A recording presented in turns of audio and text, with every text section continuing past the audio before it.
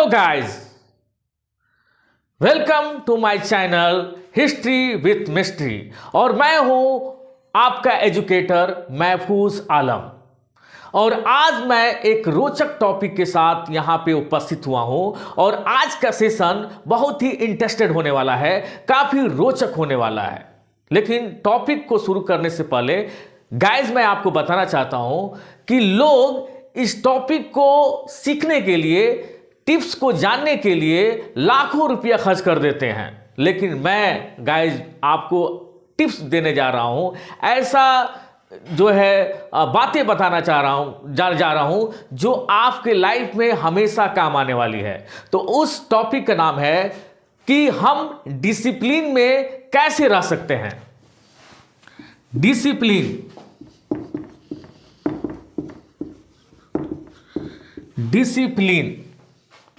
Discipline personality development का part है।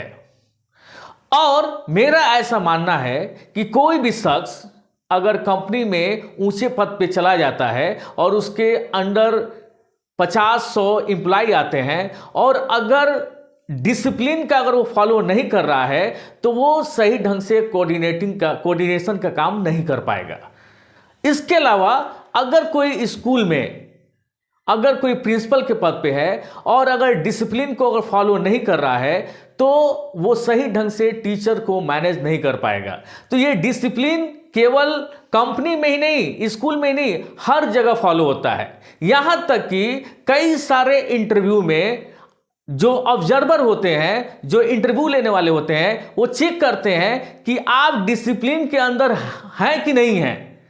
तो कहने का मतलब यह है कि डिसिप्लिन पर्सनालिटी डेवलपमेंट का पार्ट है और मैं इसके ऊपर डिटेल में बताऊंगा। लेकिन उससे पहले मैं बताना चाहता हूं कि डिसिप्लिन के बारे में बहुत लोगों का यह मानना है कि क्लास में शांतिपूर्वक बैठना और बात ना करना डिसिप्लिन है। लेकिन ऐसा नहीं है। डिसिप्लिन का मीनिंग बहुत ब्रॉड है और यह पर्सनालिटी डेवलपमेंट का हिस्सा है।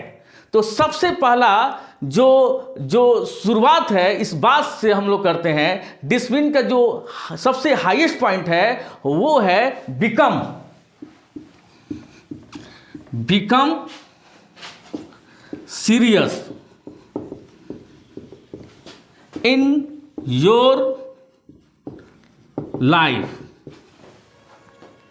अगर आप चाहते हैं कि आपके बातों का वैल्यू हो समाज के अंदर, परिवार के अंदर और आपकी कंपनी में, तो आपको सीरियस जो मेथड है उसको एडॉप्ट करना पड़ेगा, आपको सीरियस बनना पड़ेगा।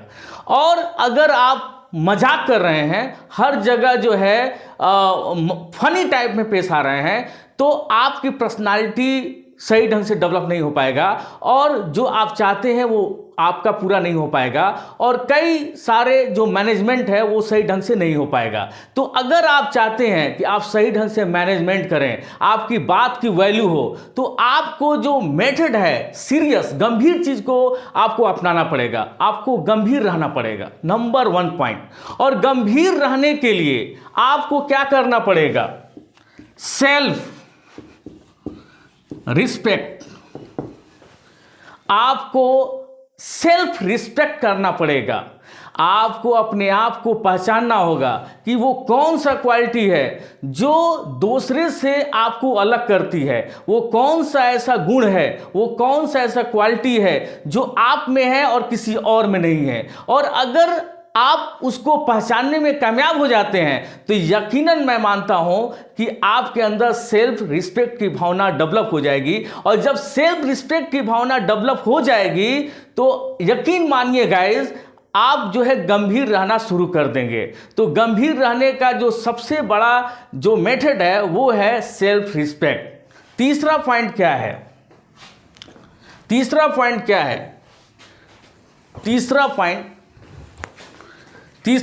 क्या है गाइस, इसको थोड़ा सा ध्यान से दीजिएगा। ये सारा पर्सनालिटी डेवलपमेंट में आता है। Don't become great talker.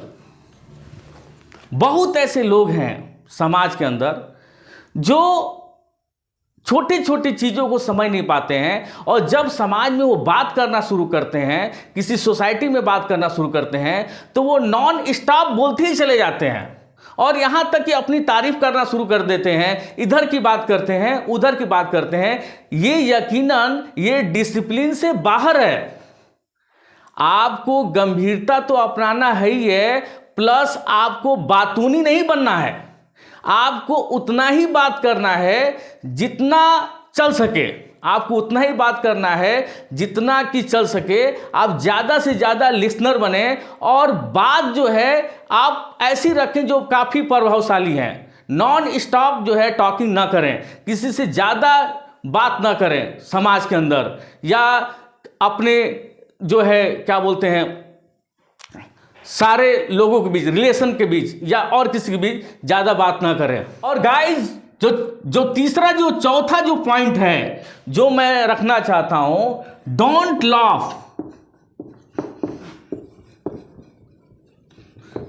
Laugh out of loud. आप जो है कहीं पर भी बहुत ज़्यादा खिलखिला करके ना हंसें।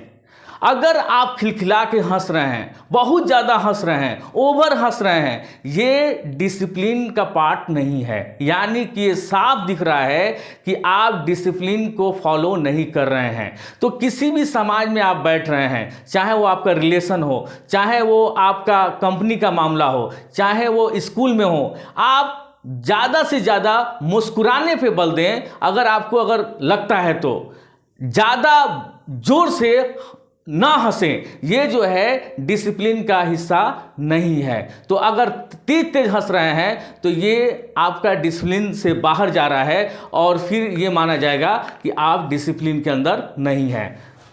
पांचवा पॉइंट गाइस क्या है, उसको ध्यान दीजिए। पांचवा जो पॉइंट है,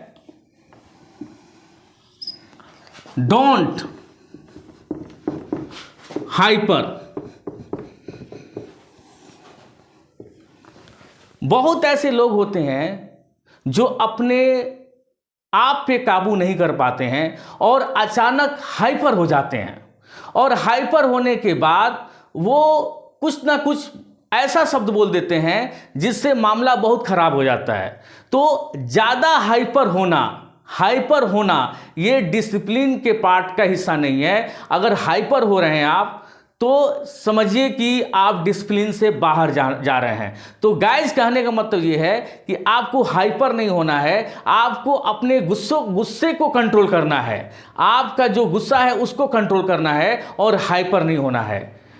ये जो है पांचवा जो है डिसिप्लिन का जो है पॉइंट है। अब छठे पॉइंट पे आते हैं। छठे पॉइंट, 6 पॉइंट, डोंट टू लाई।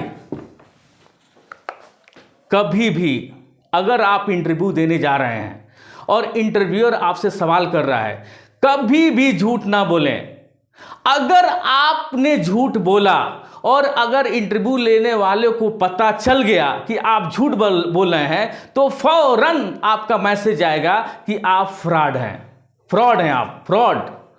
तो कभी भी आपका जो पॉलिसी है वो झूठ बोलने का नहीं होना चाहिए। अगर आप झूठ बोल रहे हैं तो ये डिसिप्लिन से बाहर जा रहा है, और जो इंटरव्यू लेने वाला है फौरन उसके पास मैसेज आएगा कि यू आर फ्रॉड, आपका पर्सनालिटी सही नहीं है, you are a not a honest, you are a fraud. सातवां पॉइंट क्या है? 7 पॉइंट, फुलफिल योर प्रॉमिस। जो सातवां जो पॉइंट है, अगर आप किसी कंपनी के लीडर हैं या किसी ऊंचे पद पे हैं तो और आपने कोई बात कह दिया है अपने नीचे वाले व्यक्ति से, अपने किसी एम्प्लॉय से या किसी और से कि मैं कल तुम्हें पेमेंट करूंगा, या मैं कल तुम्हारे घर मिलने आ रहा हूं, या कल मैं तुमसे मिलूंगा, तो जो भी आप प्रॉमिस कर रहे हैं XYZ जो भी है उसको आपको पूरा करना है। अगर आप अपने प्रॉमिस को, आपने जो वादा किया है, अगर उसको पूरा नहीं करते हैं तो आपका इमेज निगेटिव चला जाएगा, समाज में उस व्यक्ति के प्रति निगेटिव चला जाएगा, और फिर वो यही सोचने लगेगा कि ये जो है बिल्कुल व्यक्ति जो है बात कुछ और करता है, करता कुछ और है, और तमाम तरह के निगेटिव पॉइंट चले जाएंगे। इसलिए कभी भी आप प्रॉमिस करें तो उस प्रॉमिस को फुलफिल करें। ये डिसिप्लिन का पार्ट है। अब आगे बढ़ते हैं।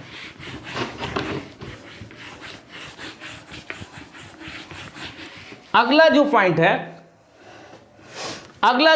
है, आप समाज के अंदर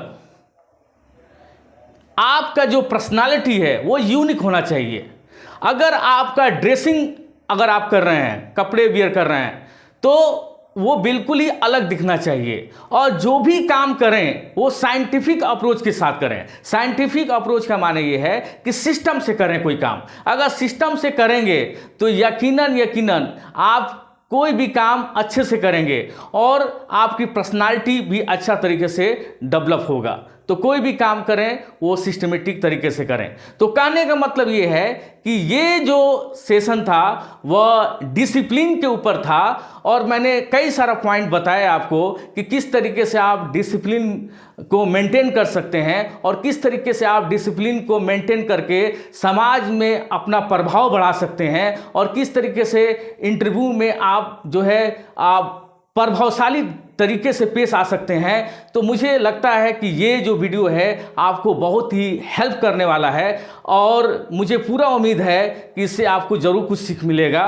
तो अगर चाहते हैं कि मैं इसी तरह का वीडियो बनाता रहूं तो आप मेरे चैनल को सब्सक्राइब करें और लाइक करें और ज़्यादा से ज़्यादा शेयर करें। तो आज के लिए इतना ही।